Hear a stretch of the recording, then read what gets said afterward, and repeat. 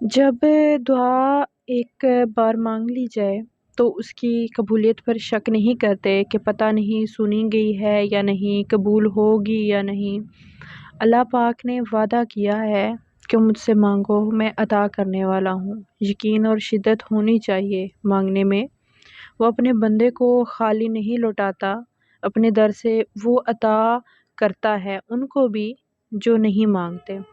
تو وہ کیسے مانگنے والے کی نہیں سنے گا۔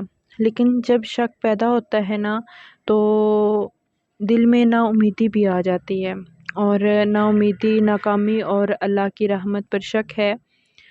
بس صبر رکھو۔